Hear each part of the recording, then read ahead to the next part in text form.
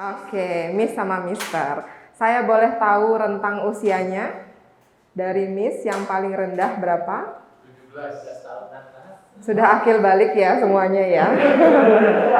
Sudah boleh balik ya? Oke. Sudah ada yang menikah di sini atau berkeluarga? Sudah ya. Kemudian ada juga yang masih lajangnya. Saya apresiasi sekali kegiatan ini. Jadi ketika sudah menikah paling nggak punya informasi ya terkait dengan kondisi anak-anak di rumah. Karena anak itu adalah anugerah Tuhan. Jadi kita harus didik dengan baik. Yang belum menikah buat bekal. Nanti ya buat bekal nanti ketika saya menjadi orang tua, paling nggak saya punya bekal. Kenapa? Karena ketika kita ketemu dengan pasangan, pola asuhnya berbeda. Secara alam bawah sadar kita akan melakukan hal yang sama. Pernah nggak dulu janji sebelum menikah, saya diperlakukan seperti ini sama orang tua, besok saya punya anak, enggak lah. Saya nggak mau. Tapi ternyata ketika jadi orang tua, kita juga melakukan hal yang sama. Itu alam bawah sadar ya, kalau saya bilangnya lingkaran setan. Kita melakukan hal yang sama. Jadi psikis orang tua itu sangat berpengaruh terhadap anak didiknya. Kita santai aja ya, saya sangat mengharapkan banyak pertanyaan. Jadi nggak kayak ngasih kuliah jadinya ya. Kalau ngasih kuliah itu kan nggak seru ya, nggak ada tanya jawabnya. Saya lebih senang kalau ada tanya jawabnya, banyak pertanyaan. Sekarang saya akan memberikan tentang pertumbuhan dan perkembangan anak. Oke, kita lihat dulu pertumbuhan dan perkembangan. Tumbuh dan kembang. Tumbuh secara fisik ya. Dia tambah berat badan, tambah tinggi badan. Bisa dari merangkak bisa berjalan, dari jalan bisa berlari, itu tumbuh.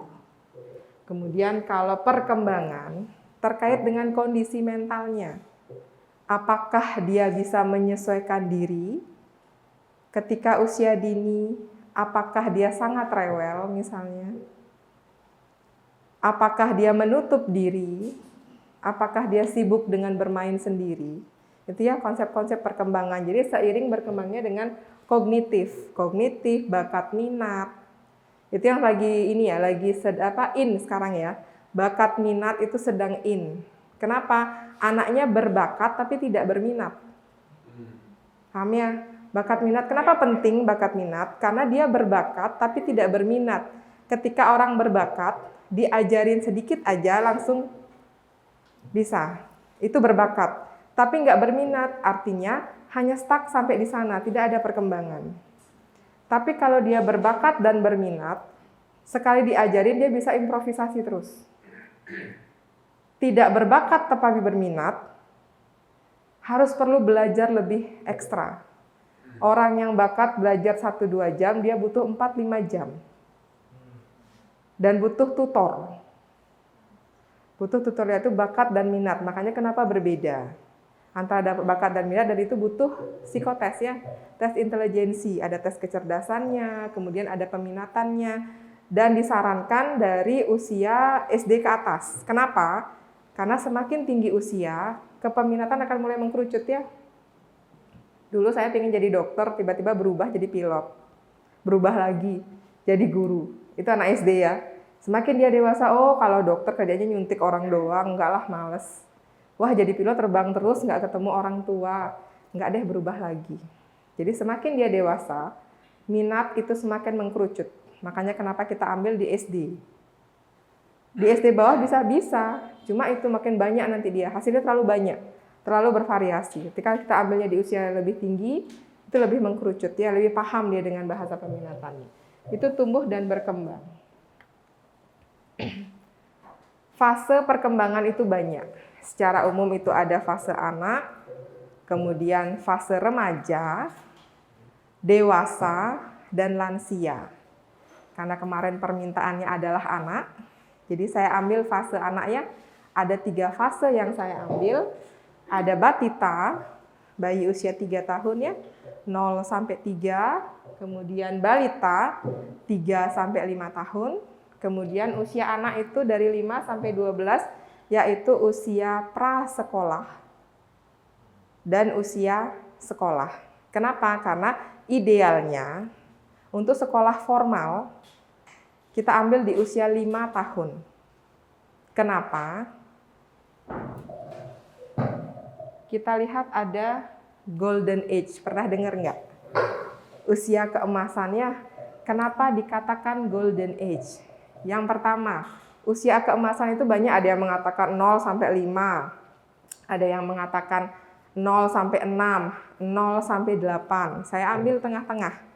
0 sampai 6.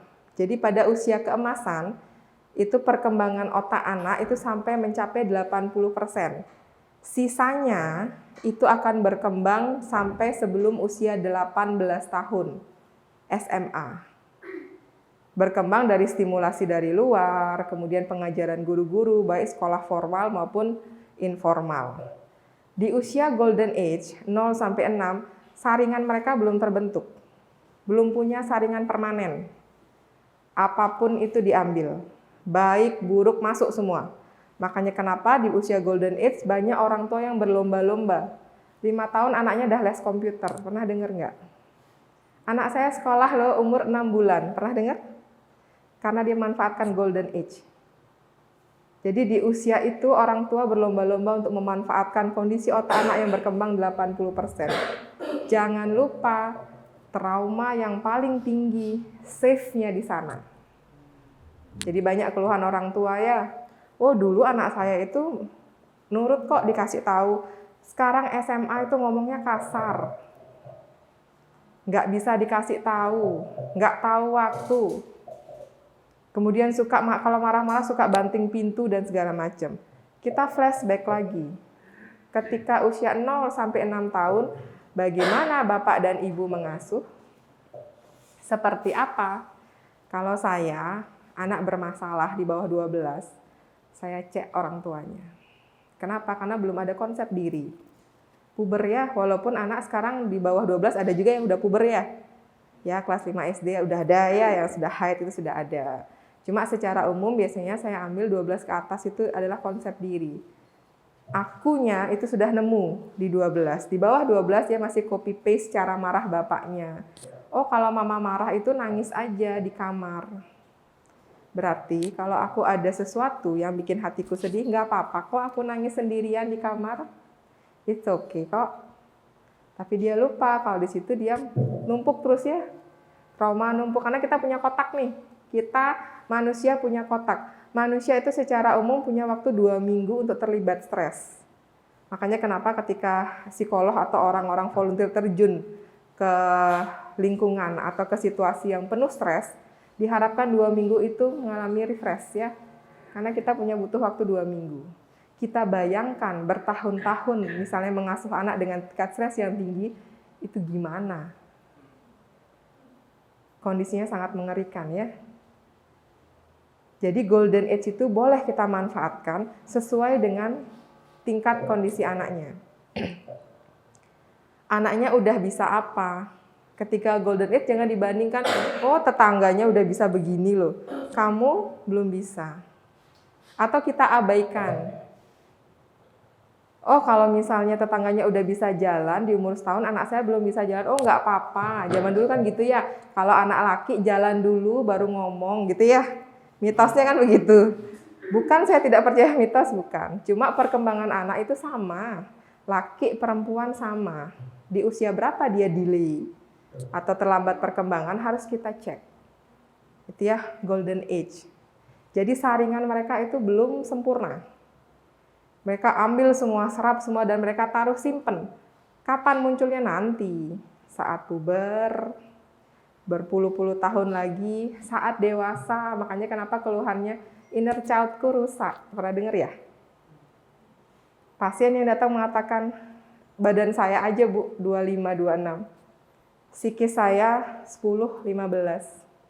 Kenapa? Karena waktu kecil nggak pernah ditanya sama mamahnya, udah pulang sekolah dek, gimana di sekolahnya? Simpel ya, itu buat dia trauma, itu buat dia kecewa. Inner child rusak, masa kecil rusak, itu akan memicu perilaku-perilaku berikutnya sampai dia dewasa.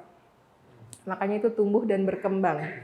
Satu pertumbuhan dan perkembangan yang delay, atau stop, atau terlambat, dia akan mempengaruhi tumbuh dan berkembang yang berikut-berikutnya. Makanya kenapa kita perlu perhatian yang cukup tinggi terhadap tumbuh kembang anak. Makanya saya apresiasi luar biasa yang mau perhatian dengan tumbuh kembang anak. Karena ini nggak gampang loh. Walaupun misalnya kita sudah cukup pengalaman ya, saya yakin yang sudah menikah punya cara tersendiri. Pola asuh itu bukan benar dan salah, tapi punya seni tersendiri ya. Pola asuh itu seni. Setiap orang tua punya cara tersendiri. Tidak ada benar dan salah. Jadi jangan pernah kita juga menyalahkan, wah saya diasuh nggak benar nih sama mama saya di rumah. Jangan pernah seperti itu ya, karena pola asuh itu unik ya. Kemudian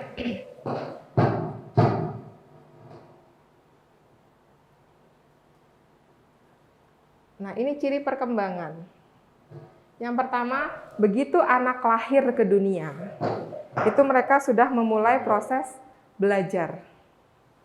Belajar apa? Belajar mengenali stimulus dari luar. Oh, kalau misalkan nanti saya punya anak, begitu dia lahir ke dunia, dia harus bisa memfungsikan matanya. Banyak ya kalau misalnya Anda bisa beli buku-buku terkait dengan kondisi anak, oh kasih warna-warna tertentu untuk menstimulasi matanya, stimulasi pendengarannya. Jadi kita mulai bisa nih mengamati perkembangan anak dari lahir sampai dia sekian bulan, sampai sekian bulan. Itu perkembangan. Kemudian, nah perkembangan sebagai dimensi yang saling berhubungan, fisik, kognitif, udah umur 1 tahun, belum bisa jalan misalnya. Ada fisik, kognitif, motorik di sana ya. Kemudian usia 2 tahun, belum bisa panggil papa mama. Nah kadang-kadang kita sebagai orang tua, itu sedikit, euforia ya ketika punya anak. Nggak mau panggil-panggilan yang umum. Papi, mami, papa, mama, ibu, bapak, bunda, ayah, itu umumnya manggilnya beda-beda. Supaya lebih eksis mungkin ya. Cuma anak pengucapan awalnya lebih mudah di papa, mama, papi, mami. Saya sarankan yang itu. Ibu, bapak itu susah hafalannya dia ya. Bu sama pak susah. Ma, pa, mi, pi itu gampang. Jadi kalau kita menggunakan mama, papa, papi, mami itu pasti cepat bisa ngobrol anaknya. Bisa manggil cepat. Tapi kan bapak, ibu, bunda, ayah, apalagi misalnya panda, manda, susah ya. Ya kan? Ada kan yang begitu ya? Jadi utamakan yang paling umum lah dulu ya. Karena kita belum tahu nih kondisi anak kita seperti apa dari cara bicaranya. Nah, berikutnya perkembangan sebagai hasil interaksi dengan orang. Jadi, kalau mereka berkembang karena interaksi, mereka meniru. Oh, kalau caranya papa makan gimana? Caranya mama makan gimana? Kemudian mereka melihat benda-benda yang unik. Makanya untuk melatih sensori anak ya, di sini saya sarankan bermain dengan banyak media. Ada media lembek, kasar, halus, bersisik, berpasir, basah. Ini untuk melatih sini ya, sensori di sini. Kemudian jangan takut anaknya kotor. Banyak ibu-ibu itu kenapa? Mamahnya sebenarnya takut rempong. Ya kan kalau mereka main tanah kan kalau main tanah nggak kira-kira ya sampai sininya gitu ya. Tapi dengan main tanah dia paham ada sensori di sini. Tapi si ibu yang nggak paham karena saya sibuk. Nanti kalau misalnya dia kotor harus mandiin, harus ini, Bu, banyak ya teh-tehnya ya. Nah itu. Kemudian yang saya katakan di awal, pola perkembangan anak itu sama. Laki perempuan, kapan mereka mulai bisa berbicara, di usia berapa perkembangan bicaranya, kapan mereka berjalan, kapan mereka bisa bercerita, melompat, berlari, berkomunikasi, berinteraksi, bermain bersama dan bermain bersama-sama. Sama loh Bu, enggak, kalau saya bilang enggak. Bermain bersama, saya punya boneka, Bapak Ibu punya mobil-mobilan. Boneka saya naik ke mobil, itu bermain bersama. Saya punya boneka, Bapak Ibu punya mobil. Main mobil sendiri, main boneka sendiri. Itu bermain bersama-sama. Konsep anak-anak di bawah usia 3 itu masih bermain bersama-sama. Jadi wajar ya kalau anak TK, bu gurunya suka marah-marah kalau mereka nggak bisa ngantri, naik ayunan, naik perosotan. Karena konsep bermainnya masih berbeda. Belum bisa disuruh ngantri. Jangan sampai anak usia 3 tahun kalian suruh duduk manis, itu belum bisa. Nggak bisa ya. 3 hal penting dari perkembangan itu adalah kognitif, psikososial, dan motorik. Jadi kognitif itu bisa diperoleh dari sekolah formal maupun non-formal. Kita bisa cari banyak sekarang ya sekolah-sekolah yang menawarkan kognitif atau kondisi kognitif untuk anak-anak. Kemudian kalau motorik itu ada 2, motorik kasar dan motorik halus. Motorik halus ada di sini ya, cikal bakal mereka menulis. Jadi nggak apa-apa nih kalau si anak-anak habis makan, kan kalau makan biskuit biasanya ada remah-remah ya. Kemudian dia tutulin satu-satu. Dengan catatan di sininya nggak kotor ya. Ini untuk melatih motorik. Fungsi antara ibu jari sama telunjuk ketika mereka ambil remah-remah. Karena ketika kita tes tumbuh kembang anak, kita akan melihat hal seperti itu juga. Gimana ya caranya dia masukin manik-manik ke dalam botol? Itu fungsinya. Kemudian motorik kasar, bagaimana dia berlari? Jangan-jangan ada anak yang lari, nggak ada angin, nggak ada meja, nggak ada apa-apa, tiba-tiba jatuh. Keseimbangannya seperti apa? Oh, kalau dia lari masih kakinya suka silang-silang begitu. Akhirnya kemungkinan jatuhnya tinggi. Nah, itu kita perhatikan di motorik. Kemudian psikososial, adaptasinya seperti apa? Kalau di tempat baru, sembunyi di belakang pantat mamahnya. Kalau tempat baru nggak langsung go, kalau anak-anak biasanya gitu ya. Sama kayak kita kalau ke mall, lihat barang bagus-bagus langsung go gitu ya. Anak-anak juga sama, ketika ke ruangan lihat banyak mainan tuh yang wah gitu ya, surga dunia buat saya. Dia akan langsung go. Tiba-tiba anaknya nggak langsung go, cuma perhatiin, ngeliatin gitu ya. Ada sesuatu nih yang salah nih. Gitu ya, itu psikososial. Dan itu akan dibawa, kesannya simpel, sepele. Tapi itu mempengaruhi bagaimana dia berperilaku ketika dia dewasa nanti. Semuanya kita mulai dari awal, dari nol. Makanya saya katakan sekali lagi, saya apresiasi sekali mau tahu, mau paham tentang perkembangan anak. Karena itu penting ya. Nah, faktor yang berpengaruh itu ada 4 ya. Faktor utamanya itu ada 4. Yang pertama adalah perkembangan kesehatan, faktor internal. Pemenuhan gizi. Saya nggak kompeten di bidang gizi ya. Mungkin boleh nanti suatu saat panggil ahli gizi untuk anak ya, kalau misalkan anak usia ini makannya apa. Jadi faktor internal itu adalah bagaimana kesehatan tubuhnya. Apakah dia menderita penyakit tertentu? Apakah ada kelainan saraf? Karena banyak kasus yang terjadi seperti itu ya. Jadi saya pernah punya pengalaman kasus nih, di usia 3 tahun saya cek IQ-nya normal. Kemudian di usia 4 dia datang lagi, tapi ternyata di usia 4 dia nggak bisa baca.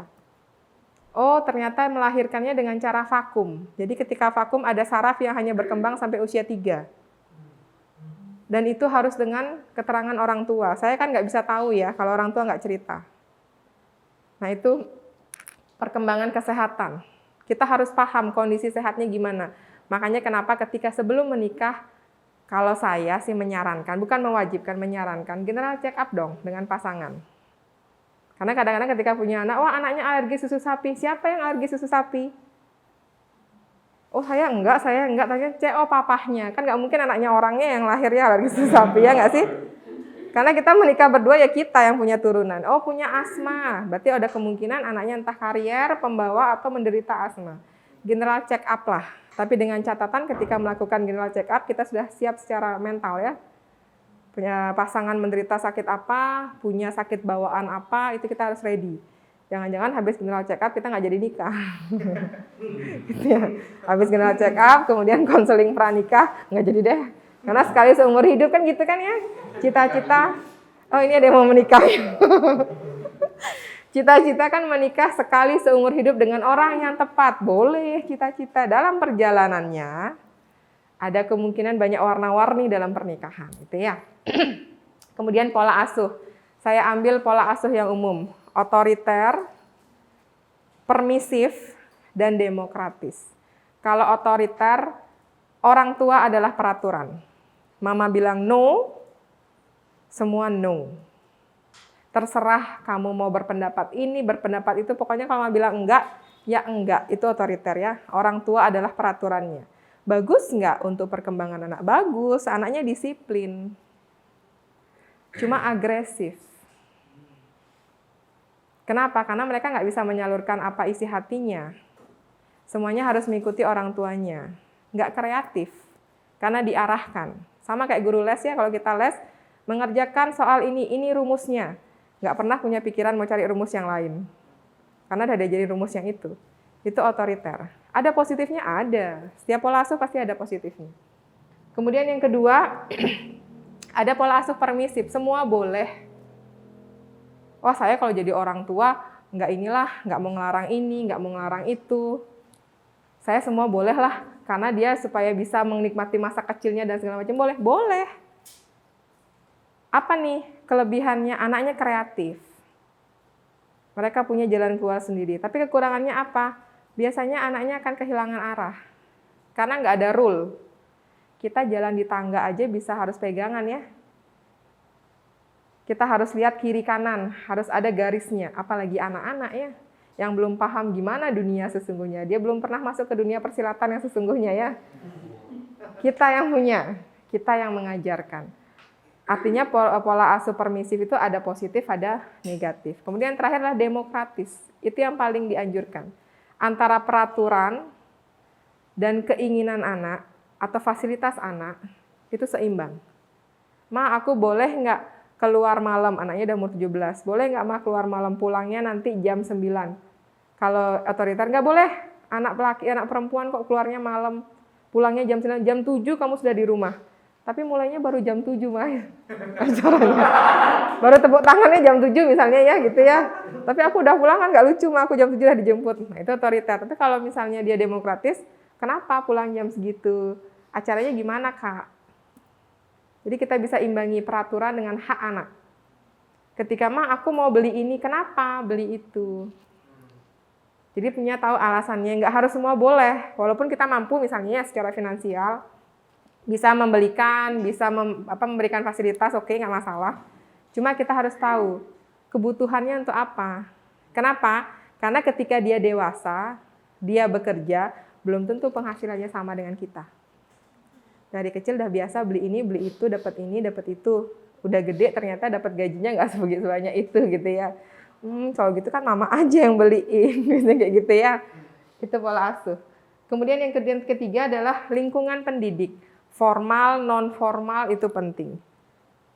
Saya selalu katakan intelijensi anak. Itu tidak hanya melulu pada kondisi si anak.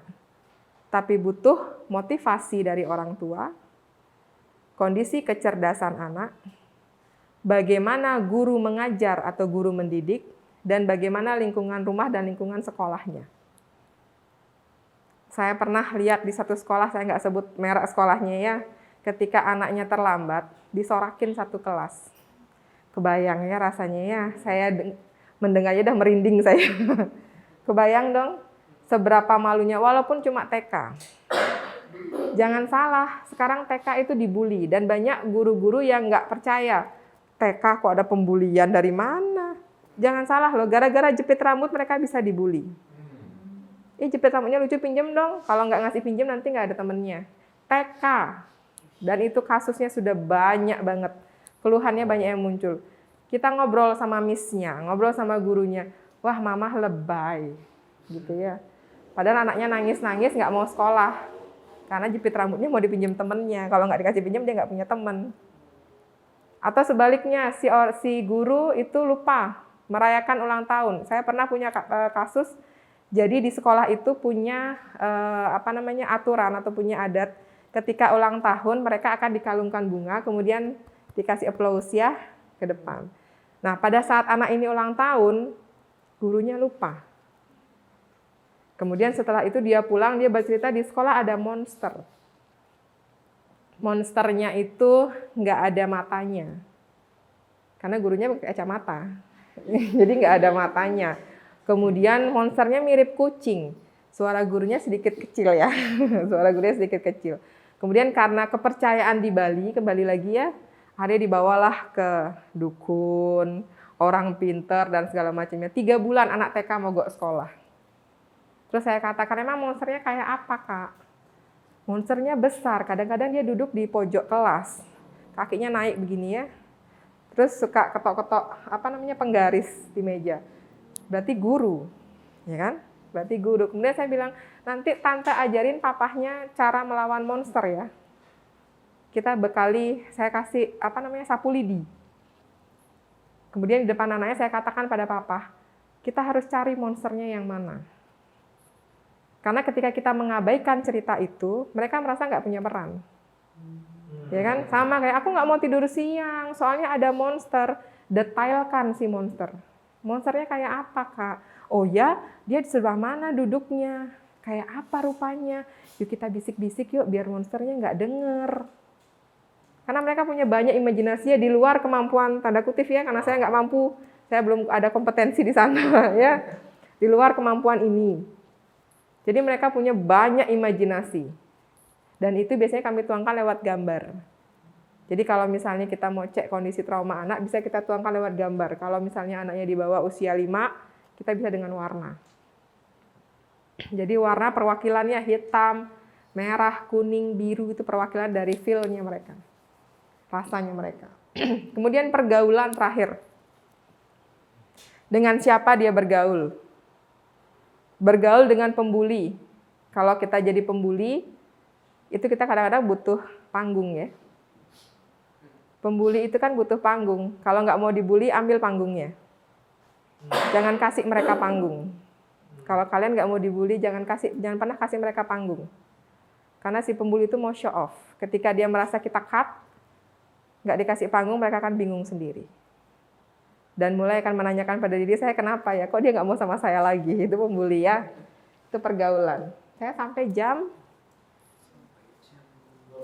takutnya saya keasikan ngobrol nanti 8 ya, 15, oke.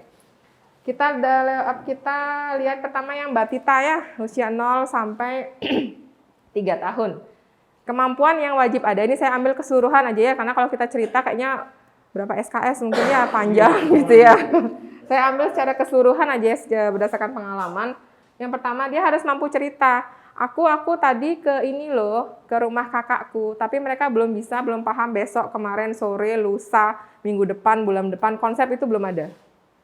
Jadi yang sekarang mungkin diceritainnya besok, yang kemarin dia bilangnya tadi, itu ya, Mbak Tita. Dia harus mampu bercerita itu di usia 3, harus ada. Kalau usia 3 tanya, tadi makan apa? Nah itu ada sesuatu, ada something yang salah. Dia harus ekspresif ya. Dia harus ekspresif terkait emosinya. Kalau kaget ya kaget. Nggak ada ditahan. Nangis ya nangis. Kadang ada orang tua mengatakan, anak saya pengertian banget Bu. Umur berapa? 3 tahun. Dia katakan, Mama nggak usah deh beli boneka itu, kan kasihan. Nanti uang Mama habis. Kalau uang Mama habis kita nggak bisa makan. Wajar nggak usia 3 tahun seperti itu? Belum. Karena anak-anak di bawah 12 mereka masih impulsif ya. Action dulu baru mikir. Kita impulsif, gangguan psikologis ya. Ya nggak sih? Kan nggak mungkin kita action dulu baru mikir ya. Kita harus pertimbangkan dulu, nih saya mau ke situ nih, ada apa di sana, cari apa. Itu orang dewasa, tapi kalau anak-anak di bawah 12 tahun impulsif wajar. Akhirnya mereka jalan, lari, kemudian jatuh. Ya wajar, karena mereka belum bisa melihat apa konsekuensinya, apa sebab akibatnya, itu wajar. Kemudian kebutuhan gerak tinggi, itu yang saya katakan tadi. Usia di bawah 3 tahun, anak saya Bu nggak diem-diem, kayaknya hiperaktif loh. Anaknya usia berapa? 3 tahun. Ya iya, 3 tahun memang nggak diem-diem. Masa 3 tahun sudah duduk manis lebih dari 5 menit itu nggak bisa ya. 3 tahun, makanya kalau ketika anak usia 3 tahun kegiatannya ngapain? Ya bergerak. Saya kadang-kadang kalau misalnya terapi anak di bawah 3 tahun itu suka gitu ya. Karena kita harus banyak bergerak. Kita bikin kegiatan yang dengan banyak gerakan. Untuk usia 3 tahun. Rasa ingin tahunya besar. Caranya gimana kita mainkan di intonasi. Wah, Miss punya sesuatu loh, ekspresi, intonasi. Mereka akan mulai perhatian apa ya. Padahal cuma permen misalnya gitu ya. Alah permen biasa gitu ya.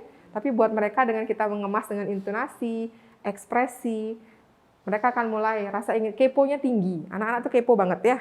Dari usia 0 sampai 3 tuh kepo luar biasa. Kemudian harus mampu menyatakan keinginannya. Aku nggak mau donat yang itu, aku maunya strawberry. Itu normal. Ketika ditanya, kenapa nggak mau ambil donat itu? Ternyata temennya udah ngambil, mereka nggak bisa ngobrol. Itu yang nggak normal. Perlu konseling ya, belum termasuk ABK tapi ya. Kemudian yang sering terjadi tantrum. Atau bahasa kerennya saya pernah dengar cranky. Pernah dengar ya? Tantrum. Tantrum itu bukan berarti anaknya lebay, anaknya berkebutuhan khusus, enggak.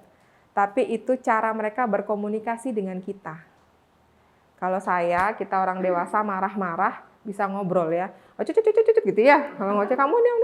Kenapa? Karena perbendaharaan kita udah bagus. Udah sekolah, udah lulus, sudah menikah, udah bagus ya. Konsepnya kalau anak-anak belum. Perbendaharaan mereka kasih minim.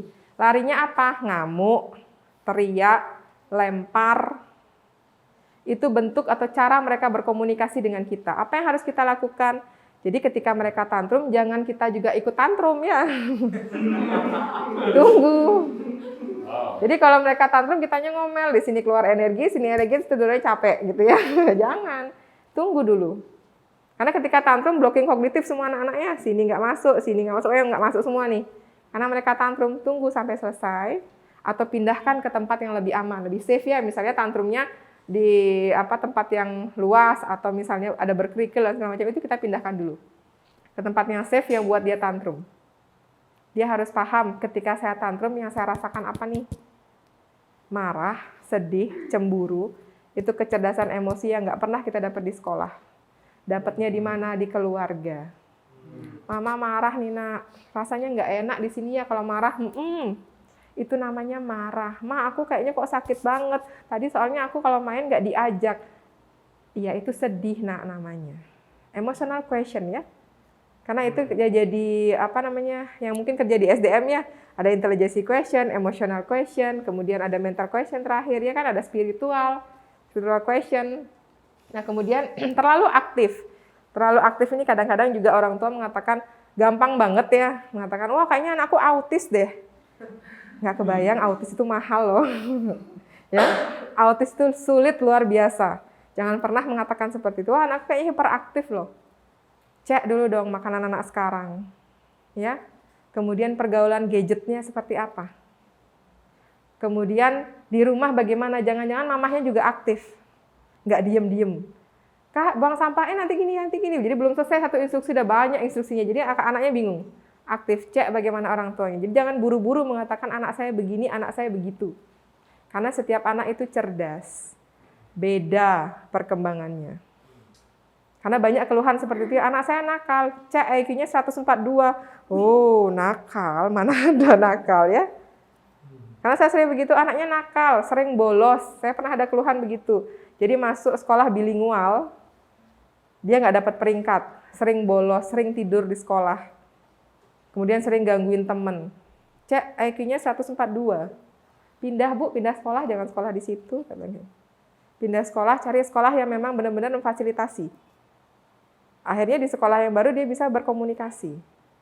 Karena yang di sekolah lama materinya membosankan. Diulang-ulang, terus sama bu gurunya, itu lagi, udah tahu mah aku kayak gitu ya. Itu batita. Mungkin boleh mengumpulkan pertanyaannya nanti di sesi terakhir. Kemudian balita, usia 5 tahun, harus sudah paham instruksi. Ayo pasang, ayo berbaris, susun yuk gitu ya.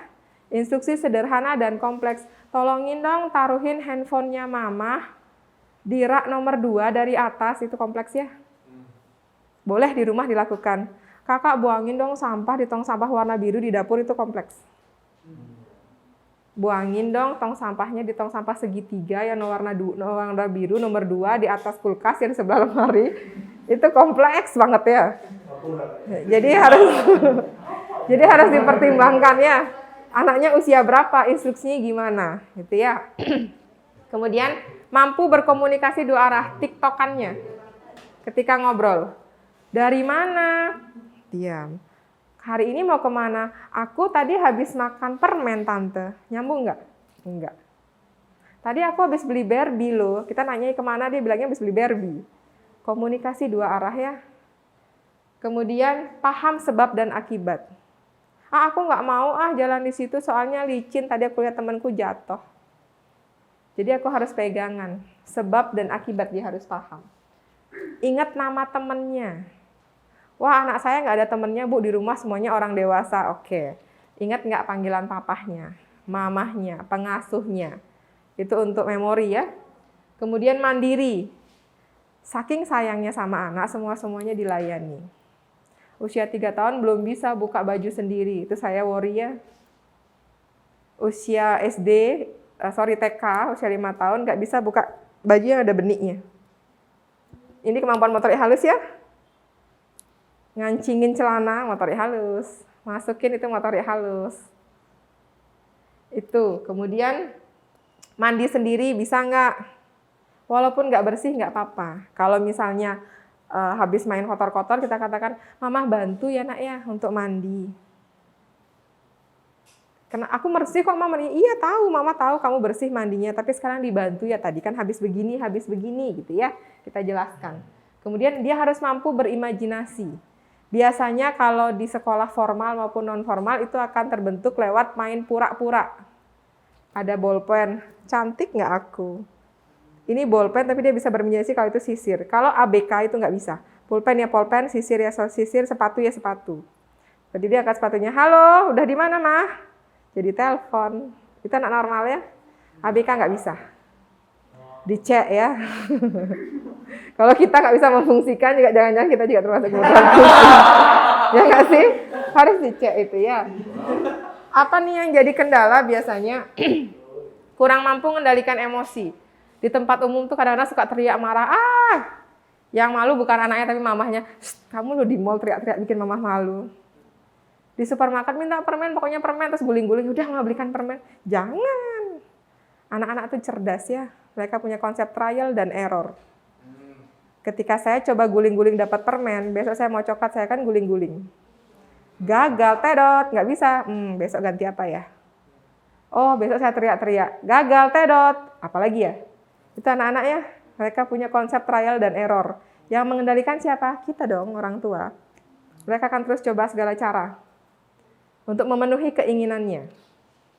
Kemudian tidak mampu berinteraksi. Ditanya diam aja. Ke tempat baru susah. Nggak punya teman. Temannya semua asik main, dia duduk aja. Itu ya, itu ada masalah di balita, usia 5 tahun. Kemudian usia anak, prasekolah dan usia sekolah. Yang pertama, dia harus mampu memahami beberapa situasi sosial. Misalnya, aku pingin pipis, tapi belum ada toilet, gimana nih? Oh, mungkin kasih tahu mama dulu, Mah aku mau pipis, mau cari toilet.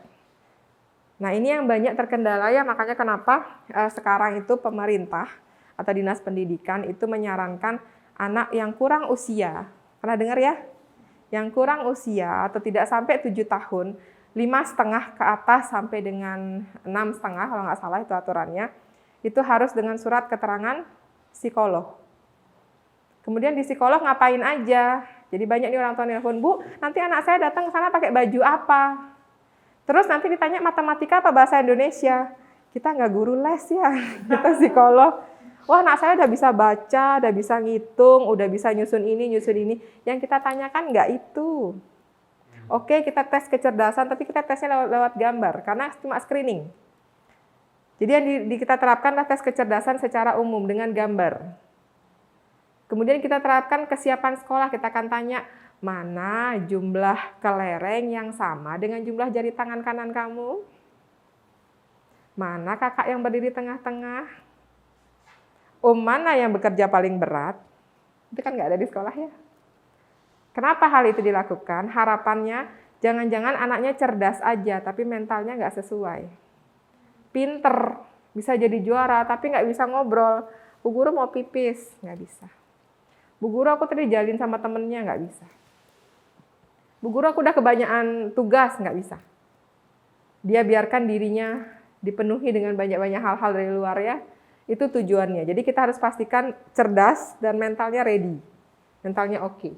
Itu makanya pentingnya tes kesiapan sekolah. Jadi kita meramalkan kondisi anak.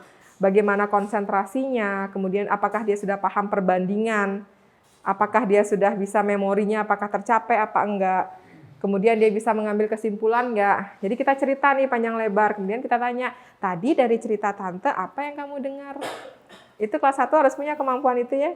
Oh tadi tante cerita ada anjing, ada sepedanya misalnya gitu ya. Itu dia harus punya kemampuan itu. Kemudian hal yang sering terjadi atau gangguan senjata impulsif. Yang tadi saya katakan ya. Action dulu baru mikir. Itu masih ready di 12. Begitu masuk 13 atau SMP, sudah mulai banyak pertimbangan. Makanya kalau di grafis atau di tes grafis, ketika usia SMP sudah mulai gambar leher. Leher ini keseimbangannya. Kan leher yang nentuin kita kiri, kanan gitu ya. Karena di sini pusatnya. Kalau anak-anak gambarnya Naruto. Naruto kadang-kadang lehernya nggak kelihatan ya. Dragon Ball. Nah itu gimana itu lehernya ya kan? Wajar. Karena anak-anak di bawah 12. Kemudian ada gangguan belajar. Gangguan belajar terdeteksi ketika usia sekolah. Kami nggak bisa mendeteksi di bawah usia sekolah. Tapi kalau meramalkan bisa. Kenapa? Karena baru usia sekolah dia dapat edukasi ya. Matematika, bahasa, dan segala macam.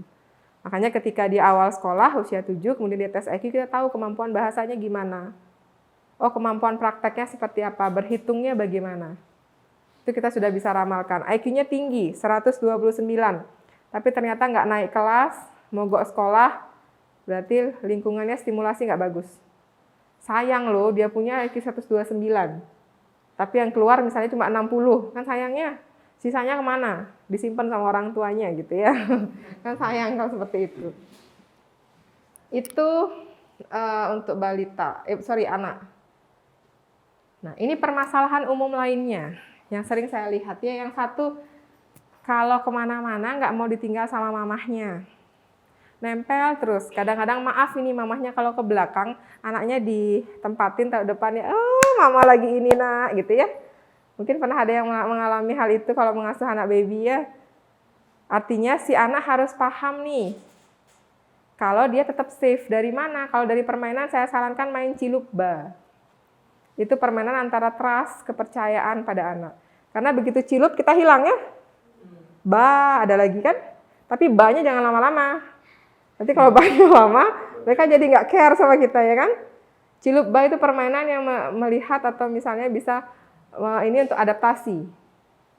Jadi ketika ba, mereka paham kalau misalnya mamahnya itu masih ada di sekitarnya.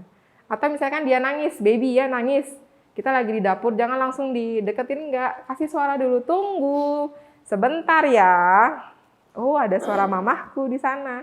Berarti kalaupun mukanya nggak ada, fisiknya nggak ada, tapi mereka masih ada di sekeliling kita. Gitu ya.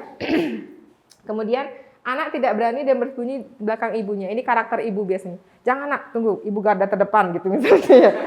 Makanya begitu kan, jangan nanti kamu tunggu, pegang ibu pegang biar kamu nggak gini-gini gitu ya. Lihat karakter orang tuanya. Atau misalnya ketika remen, tuh kan jatuh kan, nah kan begini kan, aduh kamu bisa kayak gitu. Nah itu ibunya ya, ibunya worry connected sama anaknya kayak wifi dia ya, masih ibu-ibu tuh ya. Ketika ibunya worry, ke wifi dia sama anaknya pun worry. Mau nginjek, takut nanti kepleset basah nggak jadi. Si ibunya udah, kepleset kan gitu ya. Sama kalau misalnya kayak kita orang dulu, jangan mandi hujan. Nanti kalau mandi hujan, itu kamu pusing loh. Pusing tiba-tiba muntah masuk angin, tidur di tempat tidur nggak bisa bangun. Akhirnya ketika mulai hujan, entar lagi aku pusing. Sugesti ya. Habis pusing kata mama muntah, oke aku akan muntah entar lagi nih. Terus tiba-tiba nanti aku masuk angin, itu sugesti. Relasional yang positif ya. Toxic positivity. Toxic nggak negatif aja ya, sama kayak gini. Aku habis dipukulin sama pacarku, cuma dipukulin aku loh sampai rawat inap nggak masalah tuh. Toxic positivity itu hati-hati ya yang punya teman seperti itu. Baru nggak seberapa, baru dipukulin begitu aja. Aku loh opname 3 hari biasa aja, kamu mah lebay. Toxic positivity itu hati-hati kalau punya teman seperti itu. Lebih baik cut, jauhkan dia ya. Walaupun kesannya menguatkan, tapi sebenarnya mereka menjerumuskan kita ke neraka yang lebih dalam. Ya. Kemudian membawa mainan, benda kesayangan ke sekolah. Mungkin ada ya? Punya boneka. udah kucel, bau pesing, nggak jelas muka bonekanya, itu dibawa kemana-mana. Biasanya itu identik dengan gangguan kelekatan. Mereka nggak pede ketika harus action sendiri. Jadi harus ada bodyguard. Bodyguardnya nggak ada mamah. Bentuknya apa? Boneka. Bentuknya apa? Guling. Saya pernah lihat anak-anak bawa gulingnya. Apa jangan-jangan di sini ada yang masih bawa begitu ke sini? Masih ada? Kalau nggak bawa benda itu, Bu, saya cemas, Bu. Ada? Oh. Kalau ATM saya pun cemas. Kalau nggak bawa itu saya pun juga cemas ya. Jadi itu bentuk cara kita bersosialisasi, beradaptasi. Ada kemungkinan gangguan kelihatan. Kesannya lucu ya, karena banyak orang tua yang ketawa. Ih lucu lah anakku kalau kemana-mana tuh bajunya itu, terus nggak boleh diganti. Cuci kering pakai. Kalau saya nggak lucu. Worry. Ya kan? Soalnya dia bawa kemana-mana harus masuk ke dalam tasnya. Kalau itu nggak ada di mobil, dia yang udah paniknya luar biasa. Ini nggak ada, gimana dong bonekaku nggak ikut. Entah dikasih nama, entah dikasih baju bonekanya. Dia worry banget ketika itu nggak ikut. Itu permasalahan umum yang sering terjadi. Sering bertengkar sama temen. Biasanya nggak toleransi, egois, anak sulung yang belum ada saudaranya biasanya ya. Kemudian nggak mau pergi ke sekolah, mogok. Pasca pandemi ini banyak masalah ya pada anak-anak. Memang saya akui pembelajaran jarak jauh itu efektif. Saya pun senang ya, karena kita nggak usah ganti baju komplit, nggak perlu keluarin mobil, keluarin motor, sudah bisa ngajar, sudah bisa ngobrol, sudah bisa konseling, dapat cuan ya kan. Tapi kalau anak-anak, kadang-kadang mereka bermasalah ketika nggak bisa negur temennya, nggak bisa gangguin temennya. Kalau misalnya belajar daring gitu, Zoom gitu, anak-anak kan nggak bisa kita colek-colek ya kan. Kelihatan cuma muka doang. Kadang-kadang dia nanya, "Mah, ini kok komputernya bisa ngomong ya?" Kok anak teman-temanku ada kelihatan di situ, Mah, dia ngapain, Mah? Karena dia akan dituntut untuk perhatiannya banyak ya. Nah, itu menimbulkan problem. Itu banyak yang sekarang keluhannya. Belum pasca sih ya, masih kita dalam situasi pandemi ya. Ketika sekolah banyak sekali keluhannya. Akhirnya SLB, kemudian sekolah yang perpaduan antara normal dan tidak normal atau ABK itu mulai banyak peminatnya. Oh ternyata selama 2 tahun belakangan ininya mundur, itunya mundur. Iya mamahnya sibuk kok. Apalagi kita yang didera pandemi ya, orang tuanya pekerjaan segala macam itu didera pandemi, kemudian akhirnya nggak bisa fokus ke anak, akhirnya anaknya mengalami gangguan belajar. Itu banyak sekali terjadi ya.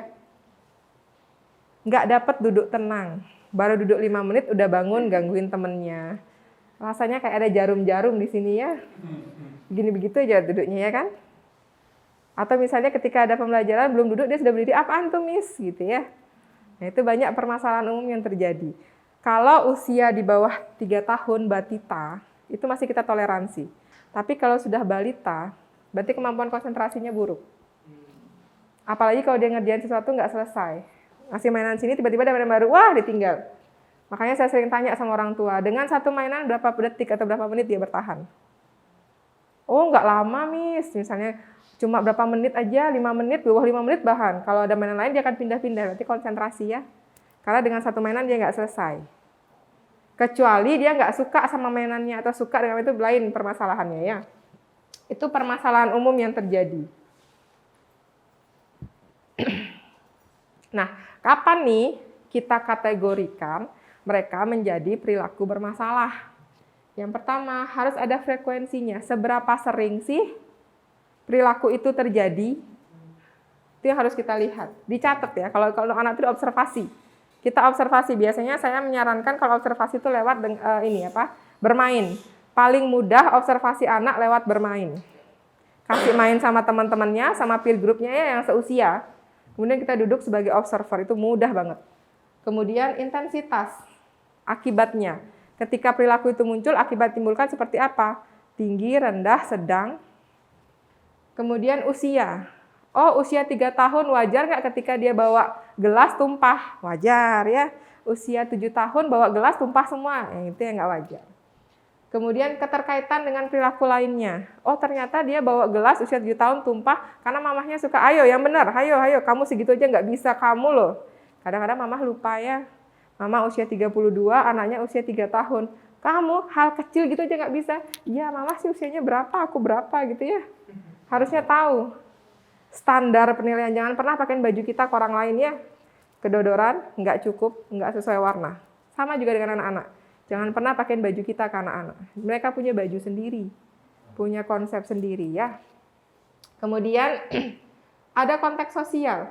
Perilaku maladaptif, artinya perilaku maladaptif ini muncul sesuai dengan peraturan. Misalnya nih kalau orang dewasa di kampus nggak boleh ngerokok. Dia ngerokok. Nah, merokok di kampus itu merupakan perilaku maladaptif atau salah. Tapi kalau merokok di ruang khusus rokok itu bukan perilaku maladaptif. Di sekolah dia nggak bisa duduk, itu perilaku maladaptif. Di playground dia nggak bisa duduk, bukan perilaku maladaptif. Itu ya, itu observasinya. Jadi sesuai dengan aturan sekitar.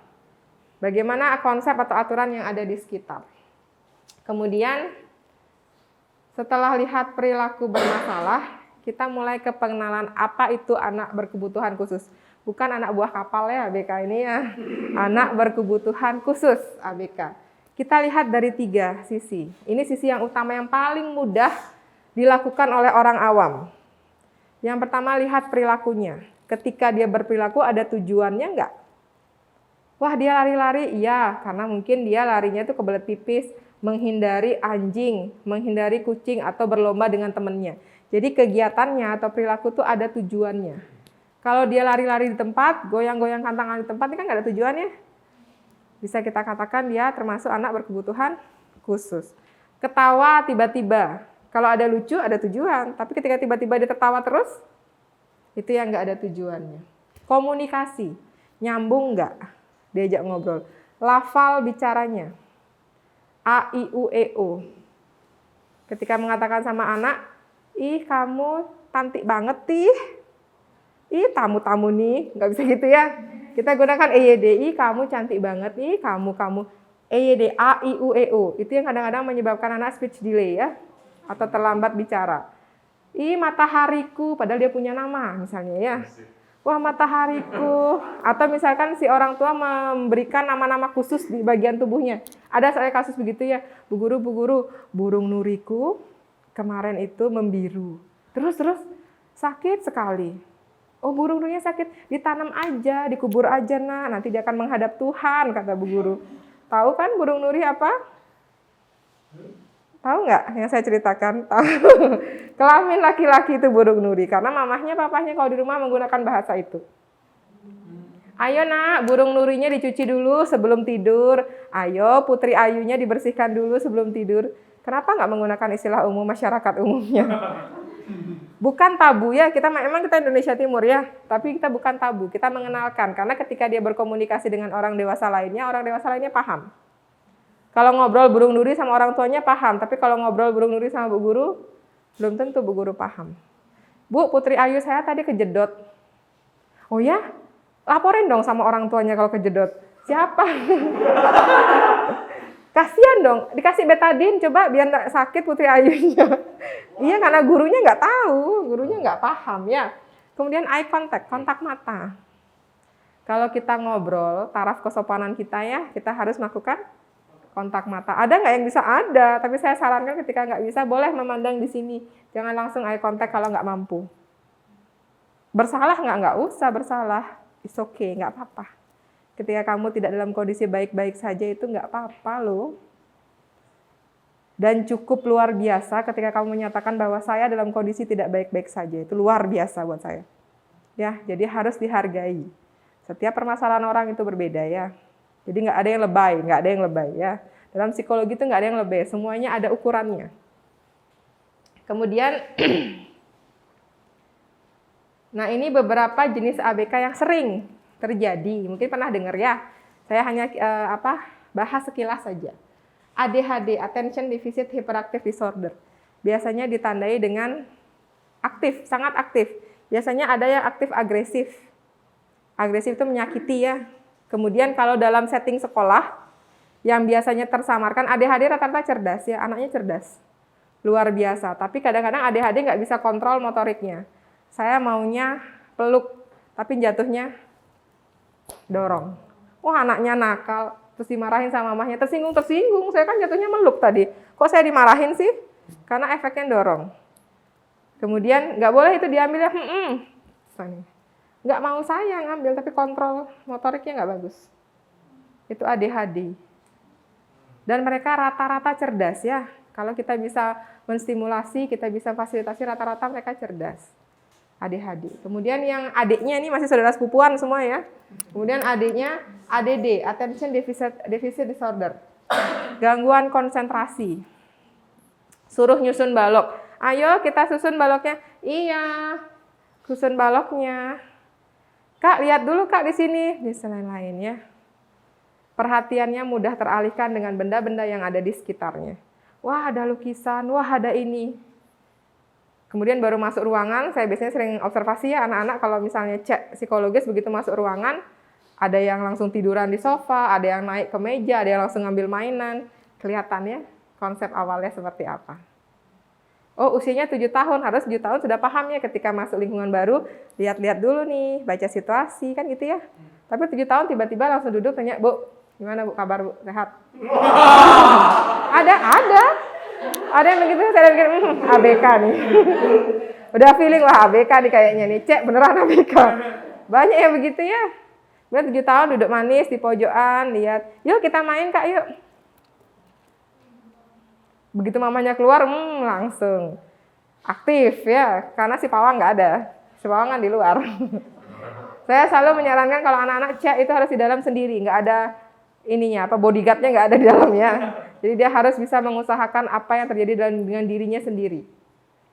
Speech delay, ada speech delay karena pola asuh. Makanya ketika kita mengasuh anak, racing, kecepatan bicara. Saya nggak bisa mengasuh anak ketika cara bicara saya sekarang seperti ini. Apa cepet, nggak bisa ya. Harus pelan-pelan. Sudah makan, 1. Tunggu feedback, reaksi dia. Udah makan. Ih, lauknya tadi apa? Tunggu ya, Mama ambilkan. Kamu mau piring yang mana? Belum. Feedbacknya belum ada. Racing, kecepatan bicara mamahnya. Terus mamahnya biasa bicara dari dapur. Dek, kamu nyanyi gitu ya. Jadi suaranya pelan-pelan menghilang. Kayak gaung. Terus bilang, Bu, anak saya nggak konsen. Lihat caranya ibunya ngomong. Ketika dia konseling, dia kan mulai bicara tuh. Saya, oh ya. Racing, kecepatan, intonasi naik ternyata suaranya terlalu kecil, gitu ya. Itu berpengaruh pada speech delay murni, yang karena pola asuh. Tapi kalau speech delay karena gangguan saraf dan segala macamnya, kita perlu cek ke tenaga medis. Jadi saya perlu kerjasama dengan tenaga medis ya, jadi nggak bisa kita cek sendiri. Gangguan belajar lainnya, seperti borderline disorder ya. Borderline itu mereka gampang lupa dengan hal-hal kecil, mudah terpicu emosi dengan hal-hal kecil. Misalnya, saya saudaraan, kita rebutan kunci, itu saya akan memutuskan persaudaraan itu. Itu borderline. Cek ya, siapa tahu ada teman di sini seperti itu ya. Hal-hal kecil, hal-hal yang nggak penting, kita anggap penting, itu biasanya borderline disorder. Dan itu terbawa sampai dewasa. Perilakunya. Dapetin dari atasan, kamu harus begini-begini, dia yang tantrumnya, oh kalau gitu aja nggak bisa lah, begini-begini. Padahal cuma disuruh ngambil barang di parkiran. Simple kan, tinggal jalan parkiran, ambil selesai. Tapi dia yang mengkait-kaitkan dengan kegiatannya di rumah, aku udah capek dari pagi dan segala macam. Nah, itu ya, kita lihat ya. Lihat ke samping kiri kanan, apakah ada yang seperti itu? Itu borderline disorder ya. Kemudian ada lagi disleksia, mungkin pernah dengar ya? Disleksia itu sama, saya katakan juga cerdas. Cara mengatasinya gimana? Dia perlu shadow. Dia butuh shadow teacher. Sekarang sudah banyak banget ya biro-biro psikologi yang menyediakan shadow. Biasanya anak-anak mahasiswa ya yang jadi shadownya, didampingi. Kenapa? Karena ketika disleksia itu ketika huruf A seperti ini yang dia lihat coba begini. Akankah dibaca A? Enggak. Terus kita ngomel-ngomel dia nggak bisa baca A. Kan kurang ajar kitanya ya kan? Karena kita ngelihatnya A tapi yang dilihat cuma garis. Apa salahnya? Dua-duanya benar melihat huruf A, tapi dia nggak bisa baca. Itu disleksia. Dia butuh shadow, butuh guru bayangan. Dan disleksia cerdas-cerdas. Kembali lagi ya, cerdas-cerdas. Gifted, pernah dengar ya? Satu saudaraan nih gifted, ASD, ADHD, ADD. Cuma sepupuan aja dia. Ya kan, satu tingkat Asperger. Mungkin pernah dengar, mereka cerdas. Tapi caranya, kadang-kadang orang cerdas, anak cerdas itu sensitifnya luar biasa. Sangat sensi. Anak cerdas itu kondisi emosionalnya seperti kita orang dewasa. Kalau anak-anak rata-rata kan nggak peduli ya terkait dengan emosional mamahnya gitu ya. "Mah, aku mau ini, mau ini, mau ini." Mama capek. Nah, oh enggak, pokoknya aku mau ini. Anak-anak. Tapi kalau anak yang cerdas, mereka paham, bisa mendalami. Terus tiba-tiba mereka marah. Udah lama, nggak usah kayak gitu. Kita marah dengan perilaku anaknya. Mereka sensitif. Anak cerdas itu ternyata sensitif. Karena emosionalnya itu berkembang tidak sesuai dengan usianya. Badannya aja 9-10, mungkin emosionalnya sekitar 12, 14, 17. Capek nggak? Capek, luar biasa ya. Karena tingkat stres sudah tinggi. Ketika semakin tinggi usia kita kan tingkat stres tingginya. Kalau istilahnya kayak kita perang itu udah banyak ya, serangan-serangan maut udah banyak. Itu kita harus punya daya tahan tubuh, harus punya pertahanan yang bagus secara fisik dan psikis. Nah, anak cerdas biasanya seperti itu. Kemudian, coba. Oke. Nah, ini kapan kita datang ke psikolog? 1, jika ingin melakukan deteksi dini. Saya merasa ada sesuatu yang berbeda nih sama anak saya. Ingat, ke psikolog bukan karena anaknya gangguan psikologis, bukan karena anak berkebutuhan khusus, bukan karena saya gila. Sekarang kita sudah melek terkait dengan kesehatan mental ya. Di kota-kota besar termasuk di Bali itu kalau saya lihat sudah luar biasa kok terkait kesehatan mental. Kita curhat, tapi curhat yang mana? Gaya dong, ke profesional ya. Karena kalau sama teman tadi ngomong lagi, ntar dia ini lagi. Kalau profesional kan enggak. Kita ada informed consent ya. Kita ada perjanjian sebelumnya terkait dengan kode etik. Dan kita pun sebagai masyarakat harus cerdas mana yang benar-benar psikolog dengan izinnya, mana yang enggak. Saya salah satu pengurus psikolog klinis di Bali ya, kita baru audensi nih ke pemerintah. Kemudian kami ada loh, psikolog klinis sudah banyak. Kalau nggak salah di Bali itu anggota kami sekitar 96. Dan sudah tersebar di semua kabupaten. Jadi psikolog klinis penanganannya berbeda ya, sama seperti saya. Jadi ketika menangani klien kita nggak sebentar, cukup lama. 1, 2, bahkan 3 jam untuk satu klien. Itu segitu bedanya klinis. Kalau PIO mungkin yang di perusahaannya, perusahaan, psikotes, karyawan, burnout, dan segala macamnya. Jadi kami berbeda-beda. Jadi masyarakat umum diharap untuk lebih cerdas, memilih tenaga ahli atau profesional yang mana. Kemudian ketika kita sudah cari di buku, cari di Google, nggak bisa diatasi. Butuh tanya. Jangan pernah self-diagnosis ya. Saya pernah dapat pasien, "Bu, saya ikut kuis, seberapa psikopatkah Anda?" Hasilnya 99%, Bu. Terus kamu yakin kamu psikolog? Itu SMP loh. Usia 12 tahun loh yang datang. Terus itu 99%, Bu, hasilnya tuh saya pikir-pikir iya ya. Kadang-kadang ketika ada kucing saya lihat, mati kamu sekarang kucing, mati kamu mati. Itu saya psikopat loh. Karena dia ikut kuis-kuis kan banyak ya sekarang ya, kuis-kuis di internet itu ya, itu kalau bisa jangan. Sama kayak kita googling, pusing munculnya hipertensi, jantung, padahal belum tentu kita punya itu ya. Jadi kalau bisa googling itu haram hukumnya kan gitu ya. Kemudian, nah jika ingin mengukur potensi anak, saya mau tahu anak saya berangkat dari level berapa. 1, 2, 3, 4 gitu ya. 3 rata-rata, 1 di atas rata-rata, 2 di atas rata-rata, 1 tinggi, 4 di bawah rata-rata. Dari mana nih anak saya berangkat? Oh, anak saya berangkat dari rata-rata. Oke, berarti saya harus post di sini, post di sini. Anak saya dari 1, tinggi. Berarti saya harus fasilitasi ini, gitu ya. Kemudian, nah jika terjadi permasalahan dalam keluarga, perceraian misalnya. Kemudian pertengkaran. Pola asuh yang terlalu banyak. Di rumah ada nenek, kakek, om, tante, pembantu, baby sister. Banyak banget. Ada sistem angels di rumah. Kamu nggak boleh makan es krim. Tiba-tiba neneknya datang, ding, ding, ding, ding, pakai sayap ya. Boleh dong, 2 apa 1 gitu ya. Itu sistem angels. Itu yang sangat mempengaruhi kondisi atau pola asuh pada anaknya. Kemudian, terakhir. Terima kasih. Nggak ada yang perlu dijelaskan ya.